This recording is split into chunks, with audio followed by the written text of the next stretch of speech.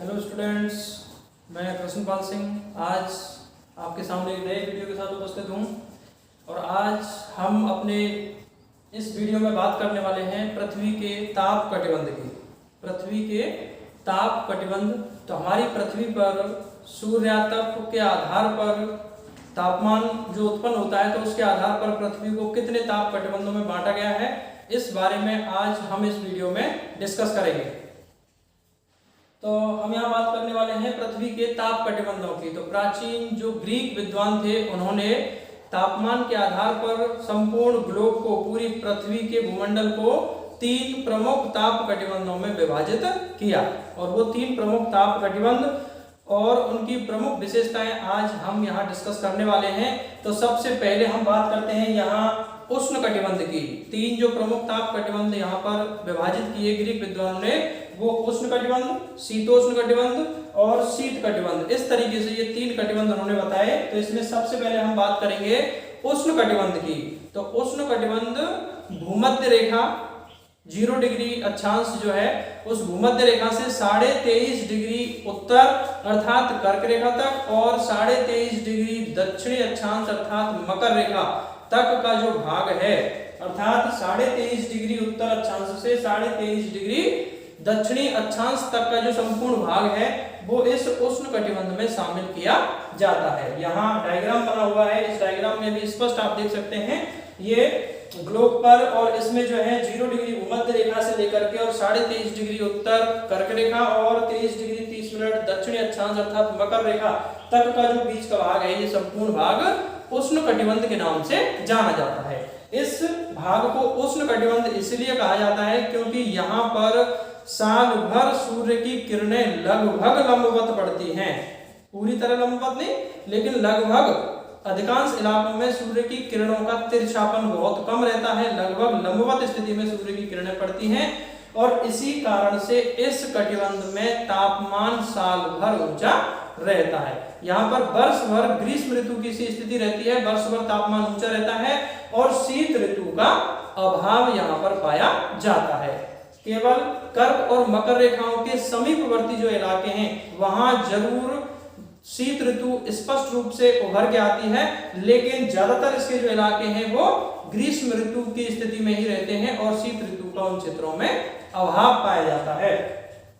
तो ये उष्ण कटिबंध के नाम से जाना जाता है। और इस उष्ण कटिबंध में कर्क रेखा से मकर रेखा तक का जो बीच का भाग है, इस भाग में वर्ष में कम से कम 2 बार सूर्य बिल्कुल लंबवत स्थिति में आता है। 90 डिग्री की एंगल पर जो है सूर्य की किरणें इन क्षेत्रों में प्राप्त होती हैं, कम से कम 2 बार। एक 0 डिग्री भूमध्य रेखा पर साल भर जो है सूर्य की किरणें 90 डिग्री के कोण पर लंबवत रूप से पड़ती हैं और भूमध्य रेखा से कर्क रेखा तक का जो क्षेत्र है, वो भी अधिकांश जो क्षेत्र है ज्यादातर कुछ तिरछेपन के साथ सूर्य की किरणों को प्राप्त करता है। तो ये अपना उष्ण कटिबंध है और उष्ण कटिबंध में प्रमुख रूप से ग्रीष्मकालीन दशाएं ही पाई जाती हैं। अब हम बात करने वाले हैं दूसरा कटिबंध, जिसको हम शीतोष्ण कटिबंध के नाम से जानते हैं। तो जो शीतोष्ण कटिबंध है, यहाँ हम डायग्राम में स्पष्ट देख सकते हैं। उष्ण कटिबंधीय क्षेत्रों से ध्रुवीय क्षेत्रों की ओर 23.5 डिग्री उत्तरी अक्षांश से 66 डिग्री या 66 डिग्री 30 मिनट उत्तरी अक्षांश और वही सेम दक्षिणी गोलार्ध में भी 23 डिग्री 30 मिनट अक्षांश से 66 डिग्री 30 मिनट अक्षांशों तक का जो भाग है, ये शीतोष्ण कटिबंध के नाम से जाना जाता है। और जैसा कि नाम से स्पष्ट है, शीतोष्ण, शीत प्लस उष्ण, अर्थात यहाँ पर शीतकालीन दशाएं भी पाई जाती हैं और उष्णकालीन दशाएं भी पाई जाती हैं, क्योंकि ये पृथ्वी के मध्यवर्ती क्षेत्रों में, दोनों ही गोलार्धों के लगभग मध्यवर्ती क्षेत्र हैं, जहां पर ग्रीष्म और शीत दोनों ही ऋतुएं स्पष्ट रूप से देखी जा सकती हैं और इसी वजह से इस क्षेत्र को शीतोष्ण कटिबंध के नाम से जाना जाता है। तो ये शीतोष्ण कटिबंध कर्क रेखा से लेकर के उत्तरी गोलार्ध में आर्कटिक वृत्त और मकर रेखा से लेकर के दक्षिणी गोलार्ध में अंटार्कटिक वृत्त तक ये क्षेत्र फैला हुआ है, जिसे हम शीतोष्ण कटिबंध के नाम से जानते हैं। और यहाँ शीतोष्ण कटिबंधीय क्षेत्र में दिन और रात की जो अवधि है, वो 12 घंटे से 24 घंटे के बीच में होती है। दिन या रात की अवधि, अर्थात इसमें भी जब सूर्य उत्तरायण की स्थिति में होता है, उत्तरी गोलार्ध में सूर्य सीधा चमकता है, तो उस स्थिति में उत्तरी गोलार्ध में दिन की अवधि 12 घंटे से अधिक होगी, लेकिन 24 घंटे से कम होगी, अर्थात 66.5 डिग्री अक्षांश पर जाकर के दिन की अवधि अधिकतम 24 घंटे हो जाती है। तो इस शीतोष्ण कटिबंधीय क्षेत्र में 23.5 से 66.5 डिग्री तक के जो इलाके हैं, इनमें दिन या रात दोनों ही स्थितियां, जैसे यदि सूर्य उत्तरायण है तो उत्तरी गोलार्ध में दिन बड़े होंगे और रातें छोटी होंगी, और यदि सूर्य दक्षिणायन है तो उत्तरी गोलार्ध में दिन छोटे होंगे और रातें बड़ी होंगी, लेकिन दिन या रात की अवधि 12 घंटे से लेकर के 24 घंटे के बीच में पाई जाती है, अर्थात अधिकतम जो दिन या रात की अवधि होगी वो 24 घंटे से कम ही रहेगी। 24 घंटे और 12 घंटे के बीच में दिन और रात की अवधि इन क्षेत्रों में पाई जाती है। और यहाँ स्पष्ट रूप से ग्रीष्म और शीत ऋतुएं अलग अलग रूप से आराम से जो है पहचानी जा सकती हैं, और इन इलाकों में वार्षिक तापांतर बहुत अधिक पाया जाता है, क्योंकि इन क्षेत्रों में जब सूर्य उत्तरी गोलार्ध में सीधा चमकता है तो उत्तरी गोलार्ध में ग्रीष्म ऋतु होती है और दक्षिणी गोलार्ध में शीत ऋतु की दशाएं होती हैं, और जब सूर्य दक्षिणायन होता है तो उत्तरी गोलार्ध में शीत ऋतु की कंडीशंस होती हैं और दक्षिणी गोलार्ध में ग्रीष्म ऋतु की दशाएं होती हैं। और ऐसी स्थितियों में इन क्षेत्रों में वार्षिक तापांतर, अर्थात शीतकालीन औसत तापांतर और ग्रीष्मकालीन औसत तापांतर में काफी अधिक विस्तार देखने को मिलता है, अर्थात वार्षिक तापांतर इन क्षेत्रों में काफी अधिक देखने को मिलता है। और यहाँ पर सूर्य कभी लंबवत नहीं होता, अर्थात चूंकि हमारी पृथ्वी का जो झुकाव है 23.5 डिग्री है, और इसी वजह से सूर्य की किरणों का जो झुकाव या लंबवत स्थिति है वो भी अधिकतम 23.5 डिग्री तक ही हो पाती है, अर्थात सूर्य 23.5 डिग्री उत्तरी अक्षांश से 23.5 डिग्री दक्षिणी अक्षांश, इन्हीं क्षेत्रों के बीच लंबवत होता है। 23.5 डिग्री से ध्रुवीय क्षेत्रों की ओर सूर्य की किरणें कभी 90 डिग्री का कोण नहीं बनाती हैं, कभी लंबवत स्थिति में नहीं आती हैं। तो ये शीतोष्ण कटिबंधीय क्षेत्रों में सूर्य कभी लंबवत नहीं हो पाता है।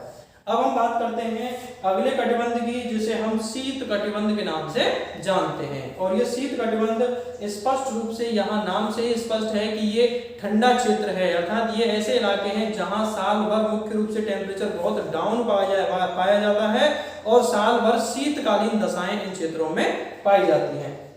और ये शीत कटिबंध का विस्तार यहाँ डायग्राम में हम देखें तो ये 66.5 डिग्री अक्षांशों से लेकर के ध्रुवीय क्षेत्रों तक का जो इलाका है वो शीत कटिबंध के नाम से जाना जाता है। 66.5 डिग्री अक्षांश से लेकर के ध्रुवीय क्षेत्र जो है वो शीत कटिबंध के अंतर्गत शामिल किए जाते हैं, और इन क्षेत्रों में किरणों का तिरछापन बहुत अधिक रहता है। यहाँ लिखा हुआ है तो किरणों का तिरछापन बहुत अधिक होता है, अर्थात यहाँ सूर्य की किरणों काफी अधिक तिरछेपन की स्थिति में आती है, और यही कारण है कि दिन की अवधि काफी लंबी होने के बावजूद भी यहाँ पर टेम्परेचर काफी कम रहता है, टेम्परेचर ज्यादा नहीं हो पाता, और साल भर इन क्षेत्रों में शीतकालीन दशाएं ही पाई जाती हैं। तापमान साल भर कम रहता है, और दिन और रात की जो अवधि है वो 24 घंटे से अधिक होती है। जब सूर्य उत्तरायण होता है तो उत्तरी गोलार्ध में दिन की अवधि 24 घंटे से लेकर के अधिकतम 6 महीने, जो कि ध्रुवीय क्षेत्रों में होता है, तो ध्रुवीय क्षेत्रों में दिन की अवधि अधिकतम 6 महीने तक हो जाती है। और जब सूर्य दक्षिणायन होता है तो उत्तरी गोलार्ध में रात की अवधि 24 घंटे से लेकर के और उत्तरी गोलार्ध पर अधिकतम 6 महीने तक हो जाती है। तो इस प्रकार से ये शीत कटिबंध है, और इस शीत कटिबंध में दिन की अवधि 24 घंटे से लेकर के 6 महीने तक की पाई जाती है। तो ये पृथ्वी के ताप कटिबंध थे। तापमान के आधार पर पृथ्वी के विभिन्न क्षेत्रों को अक्षांशों के अनुसार इन कटिबंधों में प्राचीन ग्रीक विद्वानों ने इस प्रकार से विभाजित किया। तो आज हमने इस ताप कटिबंध को पढ़ा। उम्मीद करता हूँ आपको मेरा वीडियो पसंद आया होगा। यदि आपको वीडियो पसंद आया तो इसको लाइक और शेयर करें और मेरे चैनल को सब्सक्राइब करें। धन्यवाद।